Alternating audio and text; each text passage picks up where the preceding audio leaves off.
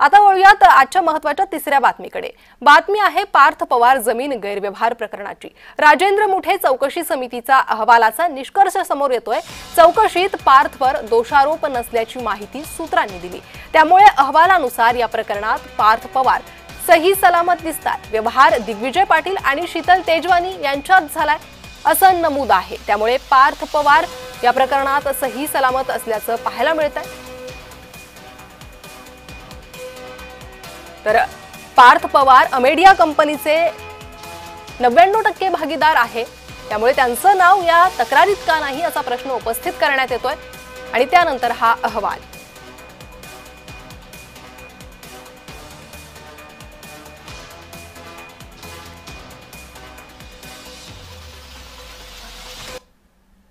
आणि या सगळ्या विषयावरच थोड्या वेळापूर्वी सामाजिक कार्यकर्त्या अंजली दमानिया यांच्यासोबत आम्ही चर्चा केली आहे। त्या काय म्हणाल्या ते ऐकूयात। सही सलामत ते कुठच्याही अँगलने होणार नाहीत एवढी मी गॅरंटी देते तुम्हाला। आता कालचा जो हा मुठे समितीचा अहवाल आलाय त्याच्यात त्यांनी प्रत्येक गोष्टीत पार्थ पवारचं नाव घातलेलं नाहीये आणि ते कसं घालणं गरजेचं आहे त्याच्याबद्दल मी आता एक 12 वाजता प्रेस कॉन्फरन्स घेणार आहे। इतरही मला काही जे डॉक्युमेंट्स मिळालेत ते देखील मी आता 12 वाजताच्या प्रेस कॉन्फरन्समध्ये उघड करणार आहे। पण काल जसं माध्यमांनी चालवलं ही कुठल्याही प्रकारची ना ही क्लीन चिट आहे ना त्यांना हे नाव आता फार काळ वगळता येणार आहे। तर त्याच्यावरची जी सगळ्यात महत्त्वाची माहिती आहे ती मी आता माझ्या 12च्या प्रेस कॉन्फरन्समध्ये देणार आहे। हा जो व्यवहार होता तो शीतल तेजवानी आणि 272 लोक हे देणारे होते आणि घेणारी जी पार्टी होती त्याचं नाव अमेडिया एंटरप्राइजेस LLP होतं। याच्यात दिग्विजय पाटील हे काही जर सायनिंग अथॉरिटी होते फक्त ज्यांना रेझोल्युशन पास करून साइन करण्याचे अधिकार दिले होते।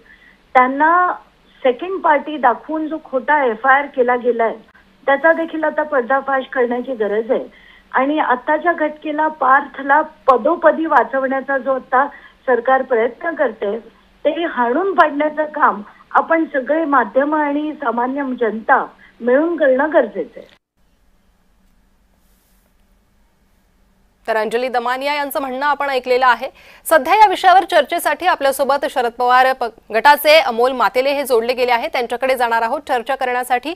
अमोल मातेलेजी, अंजली दमानियांनीही या अहवालाच्या निष्कर्षांवर आक्षेप घेतलेला आहे, तुमचं म्हणणं काय? हे मुळातच या सरकारकडून आम्हाला फार काही अपेक्षा नाहीयेत। ज्यांच्यावरती भ्रष्टाचाराचे आरोप केले ते सगळे भ्रष्टाचारी आपल्या पक्षात पावन करून सत्ताधारीमध्ये सामावून घेतलं आणि त्या सत्ताधारी आहेत। अनेक त्यांनी मोठे मोठे आरोप केले। 70,000 कोटीचा आरोप केला, जेलमध्ये टाकणार, ह्या दिवाळीला जेलमध्ये जाणार, अशा बऱ्याच वल्लंघना केल्या। परंतु त्यांचं काय झालं? कुठे काहीच झालं नाही। उलट पक्षी त्यांना आपल्या बरोबर घेऊन सत्तेचा मर्यादा लाटण्याचं काम या ठिकाणी केलेलं आहे। म्हणून सरकारने जी समिती स्थापन केली, समितीने कशा पद्धतीने अहवाल सादर केला। आता अहवाल सादर करत असताना मुद्रांक शुल्क माफीचा पूर्णपणे गैरवापर केलेला आहे। म्हणजे अमेडिया कंपनीने केलेला जमीन खरेदी व्यवहार तिथे कुठेही मुद्रांक शुल्क माफी मिळवण्यात आली आणि तो व्यवहार इनव्हॅलिड आहे तरी देखील कुठेही त्याच्यामध्ये समितीमध्ये आक्षेप घेतलेला नाहीये। पात्रता प्रमाणपत्र नसताना नोंदणी प्रक्रिया पूर्ण केलेली आहे। म्हणजे प्रमाणपत्राचा अभाव असतानाही दस्त कसं नोंदणी केलं आणि दोस्त नोंदणी कसं पूर्ण झालं? याच्यामध्ये सरकारी अधिकारी कोण आहेत का? सरकारी बाबू लोकांनी कोणी याचं उल्लंघन केलंय का? त्यांच्यावर देखील कायदेशीर कारवाई झाली पाहिजे। परंतु राज्य सरकारमध्ये 9,000 कोटीचं कर्ज असताना एखादा महसूल विभागातील संबंधित व्यवहार करत असताना महसूल बुडवतो। राज्याचे वित्तमंत्री म्हणून जे काम करतात म्हणजे एका बाजूला ते वित्तमंत्री म्हणून काम करतात, एका बाजूला असा जर महसूल बुडत असेल तर ही खेदजनक बाब आहे। म्हणजे असं म्हणावं लागेल की या ठिकाणी सत्ताधारीच राज्याचं कशा पद्धतीने नुकसान करण्याचं काम करतात। यांना राज्याच्या जनतेचे कोणतेही हिताचे निर्णय घेता येत नाही, परंतु स्वतःच्या फायद्यासाठी काहीतरी करायचं, खोटे नाटे व्यवहार करायचे आणि ते पुन्हा क्लीन चिट द्यायचं काम करायचं। याच्यावरती आमचा मुळातच विश्वास नाही, कारण हे सरकारच मुळात मतांची चोरी करून या ठिकाणी बहुमत मिळून सत्तेवर आलेलं आहे. आणि इतकं बहुमत आहे की आपल्या महाराष्ट्र 1960 साली जेव्हा निर्माण झाला त्यापासूनच्या निवडणुकीपासून तर आतापर्यंत विधानसभेच्या निवडणुकीमध्ये प्रचंड असं बहुमत असलेले सरकार आहे.